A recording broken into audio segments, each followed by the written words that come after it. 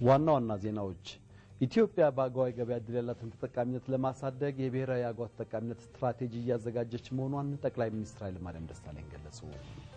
ህንድ የአውሮፕላን ማሳረፍና መሸከም የሚችል መርከብ ሰራች።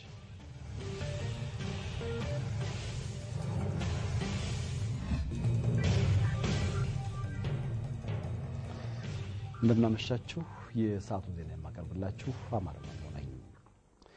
መንግስት በሃይማኖት ሽፋን እየተደረጉ ያሉ ህገወጥ እንቅስቃሴዎች ሲታገስ የቆየው ያለበቂ ግንዛቤ በህገወጥ ድርጊት ውስጥ የሚሳተፉ ወገኖች ከድርጊቱ ራሳቸውን እንዲያርቁ እድል ለመስጠት መሆኑን ጠቅላይ ሚኒስትር ኃይለማርያም ደሳለኝ ተናገሩ። በሃይማኖት ሽፋን ድብቅ አጀንዳቸውን ለማራመድ የሚሞክሩ ኃይሎች ድርጊታቸው ህገ መንግስታዊ መሆኑን አውቀው ከድርጊታቸው እንዲቆጠቡ አሳስበዋል። ጠቅላይ ሚኒስትሩ ከዋልታ ኢንፎርሜሽን ማዕከል ጋር ያደረጉትን ቃለ ምልልስ ፋሲካ አስራት ታቀርባለች። ጠቅላይ ሚኒስትር ኃይለማርያም ደሳለኝ ከዋልታ ኢንፎርሜሽን ማዕከል ጋር ባደረጉት ቃለ ምልልስ አሁን በኢትዮጵያ እየታየ ስላለው የሃይማኖት አክራሪነት ማብራሪያ ሰጥተዋል። አክራሪ ኃይሎች በሃይማኖት ሽፋን የሚያደርጉትን ህገወጥ እንቅስቃሴ በመግታት ረገድ መንግስት ከመጠን በላይ ታግሷል ለሚለው የህብረተሰቡ አስተያየት ጠቅላይ ሚኒስትሩ ምላሽ ሰጥተዋል። በሃይማኖት ሽፋን የሚካሄድ የፖለቲካ እንቅስቃሴ ወይም የአክራሪነት አካሄድ በመጀመሪያ ደረጃ ሃይማኖታዊ አይደለም። ስለዚህ ማንኛውንም አይነት ሃይማኖት የሚወክል አይደለም። እነዚህ አካላት ጉዳዩን ለማወሳሰብ የሚፈልጉት ከሃይማኖት ጋር ለማያያዝ ስለሚፈልጉ ነው። ስለዚህ ከሃይማኖት ጋር የተያያዘ ነገር ከሆነ ደግሞ በጥንቃቄና በብልህነት መያዝ ያለበት ጉዳይ ነው የሚሆነው። ስለዚህ ይሄ ነገር ስህተት መሆኑን የሃይማኖቱን ተከታዮች በተለይም ደግሞ ከነዚህ ኃይሎች ጋር የሚቀራረበውን የሃይማኖት ክፍል ማስረዳት ይገባናል ማለት ነው። ይሄን ሳናስረዳ ዝም ብለን ከሄድን ከነሱ ጋር ተደርቦ ሃይማኖቴ እያለ ያለውን ሰው ሳንጎዳው መንቀሳቀስ ያስፈልገናል ማለት ነው። ይሄንን ጽንፈኛ ኃይል እርቃኑን ማስቀረት አለብን ማለት ነው። ነጥለን ከሃይማኖተኛው እርቃኑን ማስቀረት አለብን ማለት ነው። ስለዚህ አሁንም ቢሆን ይሄ ስራ ይጠይቀናል። ይሄን በማድረግ መሄድ ስላለብን የተወሰነ ጊዜ ወስዷል። በህገ መንግስቱ መንግስትና ሃይማኖት የተለያዩ መሆናቸው በግልጽ የተቀመጠ ሆኖ ሳለ አክራሪ ኃይሎች ግን ከዚህ በተቃራኒ በሆነ መንገድ የራሳቸውን ፍላጎት በሌላው ላይ ለመጫን እየተንቀሳቀሱ ነው ብለዋል ጠቅላይ ሚኒስትሩ። በእኛ ሀገር አሁን እነዚህ ጽንፈኞች እያሉ ያሉት ሃይማኖት ጋር ለማጣረስና ለማዛመድ እያሉ ያሉት በኢትዮጵያ የሸሪዓ ህግ የበላይነት ወስዶ የመንግስት ህግ መሆን አለበት፣ ሁሉም ኢትዮጵያዊ በሸሪዓ ህግ መተዳደር አለበት የሚል አስተሳሰብ አላቸው። ይሄ በቀጥታ ህገ መንግስቱን የሚጥስ ነው። ስለዚህ ሃይማኖተኛ የሆነው ሰው በሙሉ ህገ መንግስት የሚጻረር መሆኑን እስከሚረዳ ድረስ መስራት አለብን ማለት ነው። አክራሪዎቹ ከዚህ አፍራሽ ድርጊታቸው የማይታቀቡ ከሆነ መንግስት እስከ መጨረሻው ይታገሳል ማለት እንዳልሆነም ጠቅላይ ሚኒስትሩ አስታውቀዋል። መልእክት ግን የምናስተላልፈው አሁንም ቢሆን በሃይማኖት ሰበብና ሃይማኖቴን አጥብቄ ይዣለሁ፣ ሃይማኖቴን በከልቤ አመልካለሁ የሚል ሰው ካለ እነዚህን የጽንፈኝነት የአክራሪነት መንገዶችን ለይቶ ሃይማኖቱን በነጻነት ማክበር በነጻነት ማምለክ የሚችል መሆኑና መንግስት በዚህ ጉዳይ ላይ ምንም ጣልቃ የማይገባ መሆኑን እንዲረዱ እንፈልጋለን። ከዛ ባሻገር ሄደው ግን የአክራሪነት ሁኔታዎች የሚፈጽሙ ከሆነ ግን ማንንም መታገስ አይቻልም። ይሄ ህገ መንግስቱን መናድ ነው። በሂደትም ደግሞ የሀገራችንን ሰላምና የሀገራችንን ህልውና ጭምር የሚፈታተን ነው። አንዳንድ ተቃዋሚ ፓርቲዎችም በትክክለኛ መስመር ከጎናቸው ማስቀመጥ ያቃታቸውን ህዝብ ከአክራሪዎች ጋር በመተባበር ወደ ተሳሳተ አቅጣጫ ለመምራት የሚያደርጉት እንቅስቃሴ ማቆም እንዳለባቸውም ጠቅላይ ሚኒስትር ኃይለማርያም ደሳለኝ አሳስበዋል። እነዚህ የተቃዋሚ የፖለቲካ ፓርቲዎች በሌላ መንገድ ህዝቡን ማነሳሳት አቅቷቸው ከጽንፈኞች ጋር ተደራድረውና ከጽንፈኞች ጋር ጋብቻ ፈጥረው ይሄንን የፖለቲካ አላማቸውን በዚህ መንገድ ሁለቱም ፖለቲከኞች ናቸው ባይዘው ነገር ግን ህገወጥ ስራ ነው የሚሆነው። ስለዚህ ይሄ ከዚህ እንድታቀቡ በተደጋጋሚ ነግረናቸዋል። ከዚህ እንድታቀቡ በተደጋጋሚ ነግረን የማይፈጽሙ ከሆነና ከጽንፈኛ ኃይሎችና ከአክራሪ ኃይሎች ጋር ተሰልፈው የሀገራችንን ሰላም የሀገራችንን ልማት ለማወክ የሚንቀሳቀሱ ከሆነ ህጋዊ እርምጃ እንደምንወስድ አስቀድመንም ነግረናል። አሁንም የምንቀጥልበት ነው የሚሆነው ማለት ነው። ኢትዮጵያ በአጓይ ገበያ ዕድል ያላትን ተጠቃሚነት ለማሳደግ የብሔራዊ አጓ ተጠቃሚነት ስትራቴጂ እያዘጋጀች መሆኗን ጠቅላይ ሚኒስትር ኃይለማርያም ደሳለኝ ገለጹ። ኢትዮጵያ ያዘጋጀችው 12ኛው አጓ ፎረም የሚኒስትሮች ስብሰባም ተጀምሯል። አስማማየ ነው። በኢትዮጵያ በተዘጋጀው 12ኛው የአጓ ፎረም በአሜሪካና ከሰሃራ በታች ባሉ የአፍሪካ ሀገራት ሚኒስትሮች ደረጃ የሚካሄደው ውይይት ተጀምሯል። ፎረሙን የከፈቱት ጠቅላይ ሚኒስትር ኃይለማርያም ደሳለኝ የአጓ የገበያ ዕድል የአፍሪካውያንና የአሜሪካን የገበያ ትስስር ለማጠናከር ትልቅ ሚና ተጫውቷል ብለዋል። ኢትዮጵያ የኢንዱስትሪ ልማት ዘርፏን በማሳደግ በዓለም ገበያ ላይ ተወዳዳሪ ለመሆን በእድገትና ትራንስፎርሜሽን እቅዱ ትኩረት ሰጥታ እየሰራች ነው ያሉት ጠቅላይ ሚኒስትር ኃይለማርያም ደሳለኝ ለዘርፉ እድገት ወሳኝ የሆኑ የመሰረተ ልማት ግንባታዎችን ሀገሪቱ እያከናወነች መሆኗንም ገልጸዋል። Through the GTP, we are making significant investment in the development of key infrastructures. በእድገትና ትራንስፎርሜሽን እቅዳችን የግል ባለሀብቱን በአገር ውስጥም ሆነ በዓለም አቀፍ ደረጃ ተወዳዳሪ ለማድረግ የሚረዱ የመሰረተ ልማት ግንባታዎች ላይ ትኩረት ሰጥተን እየሰራን ነው። ይህ የመሰረተ ልማት ግንባታ ለግል ባለሀብቱ ከሚፈጥረው እድል ባለፈም የውጭ ባለሀብቶችን ለመሳብ ጥሩ አጋጣሚ ይፈጥራል። እኛ የኢንዱስትሪ እድገቱን ለማፋጠን የግል ባለሀብቱ የማይተካ ሚና እንዳለውም እናምናለን። ጠቅላይ ሚኒስትር ኃይለማርያም ከሳራ በታች ለሚገኙ የአፍሪካ ሀገራት አሜሪካ በሰጠችው የአገዋ የገበያ ዕድል በቀጣይ የኢትዮጵያን ተጠቃሚነት ለማሳደግም ብሔራዊ የአገዋ ተጠቃሚነት ስትራቴጂ በመዘጋጀት ላይ ነው ብለዋል። We in Ethiopia are not only encouraged by the promise that the extension of AGWA ኢትዮጵያ የአገዋ የገበያ ዕድልን ለመጠቀም በሚራዘምበት ዕድል ላይ ብቻ ሳትጣጠር የረጅም ጊዜ ዕቅድን በመንደፍ ላይ ነች። በአሁኑ ወቅት የአገዋን የገበያ ዕድል በአግባቡ መጠቀም የሚያስችል ሀገራዊ የአገዋ ስትራቴጂ ለማዘጋጀት በሂደት ላይ ነን። ይህ ስትራቴጂ ሲዘጋጅም የውጭ ምርታችንን በማሳደግ የገበያ ዕድሉን ተጠቃሚ ልንሆን የምንችልባቸው ምቹ ሁኔታዎችና ተግዳሮቶች ተለይተው ይቀመጣሉ።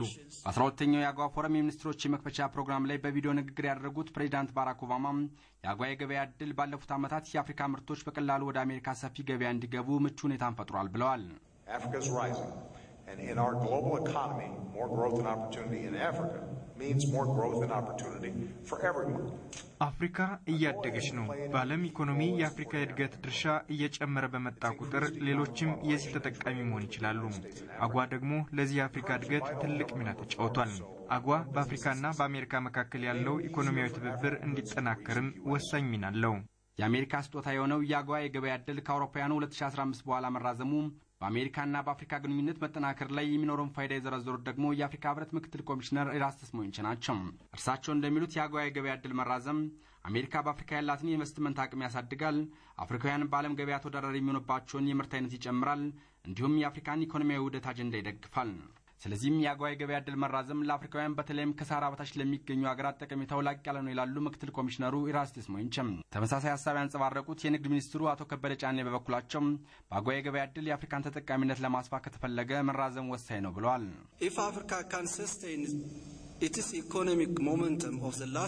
አፍሪካ ያለፉትን ዓመታት ኢኮኖሚያዊ እድገት ማስቀጠል ከቻለች በዓለም ላይ ፈጣን የኢኮኖሚ እድገት ማስመዝገብ የቻሉ ሀገራትን መንገድ መያዟን ማረጋገጥ ችላለች ማለት ነው።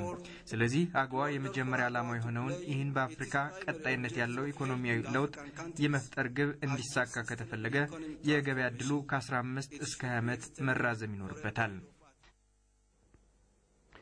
የ40/60 ቁጠባ ቤት ፈላጊዎች ምዝገባ በአዲስ አበባ ንግድ ባንክ ቅርንጫፎችና በአንድ ልዩ ጣቢያ መካሄድ ጀምሯል። በንግድ ባንክ ምዝገባቸውን ያካሄዱ የአዲስ አበባ ነዋሪዎች ሂደቱ ቀልጣፋ ነው ብለዋል። በዛሬው ዕለት ከ20 ሺህ በላይ ቤት ፈላጊዎች መመዝገቡን ባንኩ ገልጿል። ሙሉ ቀን ታደገ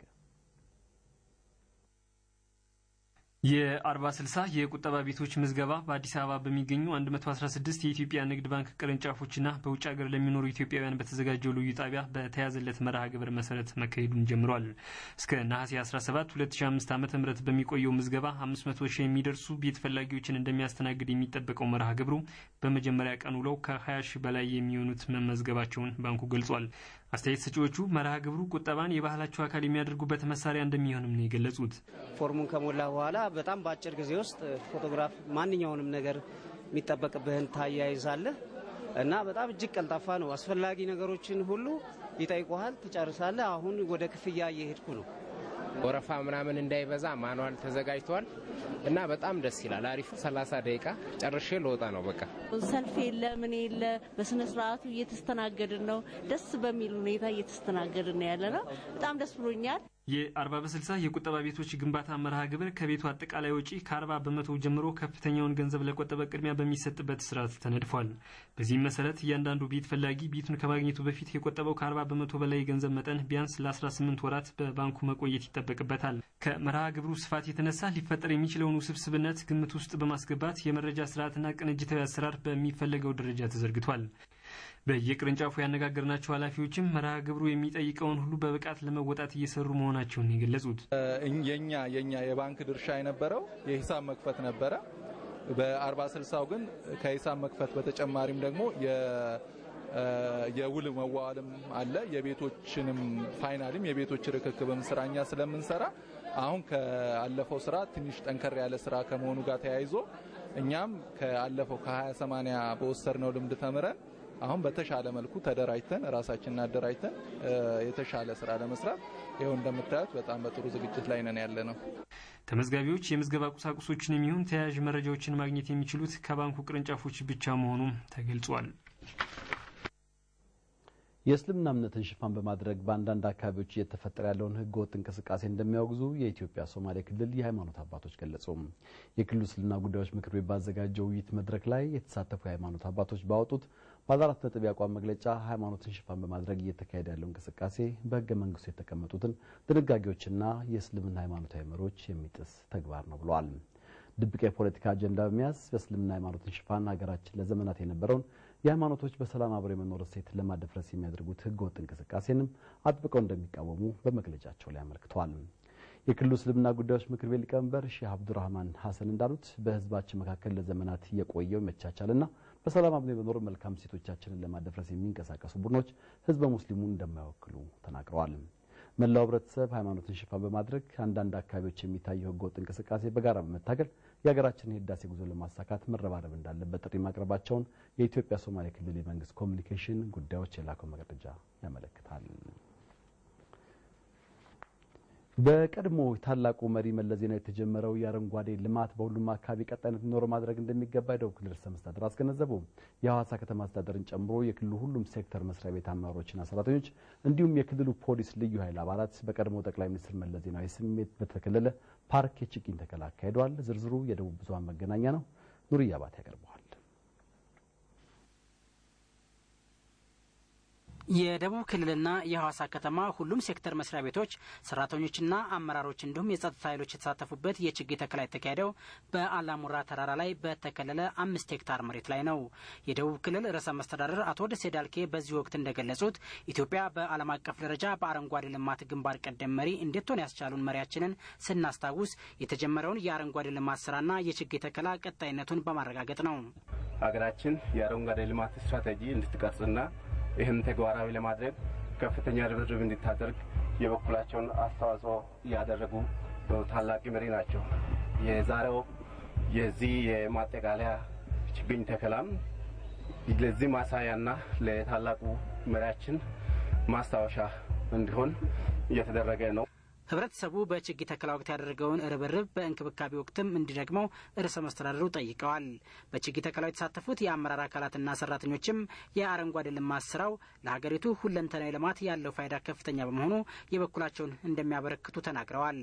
በአሁኑ ሰዓት የዓለም አየር ጸባይ እየተቀየረ በመጣበት ሁኔታ ይህንን የልማት አቅጣጫ ማሳካት እርጥበት ይስባል። ከዛም አልፎ ተርፎ የምግብ ዋስትናን በማረጋገጥና አጠቃላይ ልማቱን በመደገፍ ረገድ የሚኖረው ፋይዳ ትልቅ ግምት የሚሰጥ ነው። ከተተከለ በኋላ ይሄ ሲጸድቅ ኢኮሎጂው ሲቀየር የሆነ ለውጥ ያለው ብዬ ስለማስብ ነው ለልጆች ማውረስ ያለብን። አሁን እኔ ሲተክል አንድ በጠቅላይ ሚኒስትር መለስ ስም ነው የተከልኩት፣ አንዱን በራሴ ነው የተከልኩት፣ አንዱን በልጆቼ ስም ነው የተከልኩት። ስለዚህ ልጆቼ ይሄንን ራዕይ ተቀብለው እንዲያስቀጥሉት ሀገራችን ለውጥ እንድታይ ብዬ ነው። የደቡብ ክልል ግብርና ቢሮ የተፈጥሮ ሀብት ልማትና የአካባቢ ጥበቃ የስራ ሂደት ባለቤት አቶ መሐመድ ኑር ፋሪስ በበኩላቸው የዝክረ መለስ 1ኛ ዓመት መታሰቢያን አስመልክቶ ከቀበሌ እስከ ክልል ባለው መዋቅር 3570 ፓርኮች መቋቋማቸውን ተናግረዋል። ችግኝ መትከል ብቻ ሳይሆን እስከ ዘለቄታዊ መንከባከብና መጨረሻም እንደዛ ቦታዎች ላይ ለቱሪስት መስህብና ለገቢ ማስገኛ እንዲውሉ የተጠናከረ ስራ ይሰራል። በፓርኮቹም እስካሁን 46 ሚሊዮን የሚጠጋ የተለያዩ የዛፍ ችግኞች መተከላቸውን ነው የተናገሩት።